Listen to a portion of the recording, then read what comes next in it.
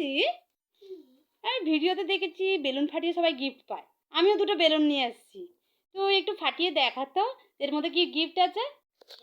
তবে এমনি ফাটালে হবে না, কিরম ফাটাতে হবে বলতো, বসে ফাটাতে হবে। এটা একটু অন্য টিপস। বসে ফাটাও, বসে ফাটিয়ে কি গিফট পাওয়া যায় দেখি। দুটোর মধ্যে একটাতে গিফট আছে, ফাটাও বসে। বসো ফাটাও, জোরে জোরে জোরে বসে পড়ো, বসো ধাবাস, বসো। ফাটাতে ভয় পাচ্ছে। বস বস বস বস বস না, ফাটবে যাবে তো, বস না। এই ভয় পাচ্ছে, গিফট পাবি না কিন্তু। চাপ, জোরে চেপে বসে পড়, বস বস বস বস। হচ্ছে না, 1 মিনিট হতে গেল এখনো ফাটাতে পারলো না রে।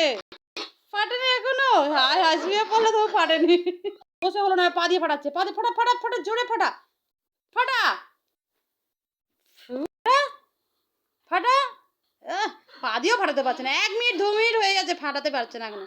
জোরে, কি জ্বালা, বেলুনটা ফাটাতেই পারছে না। যাক, বেলুন ফাটাতেই পারলো না, গিফটও পাবে না। একটা বেলুন হলো না, এই বেলুনটা পাল্টা দিল, দেখি এই বেলুনটা ফাটে কিনা।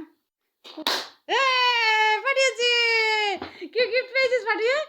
উই মামলি, কি সুন্দর পুজো পুজো টেডি। ওই জন্য বেলুনটা ফাটছিল না জানিস, এত নরম নরম টেডি ছিল তো। খুশি হয়েছ? বেলুন ফাটিয়ে গিফট পেলো, খুব মজা হলো।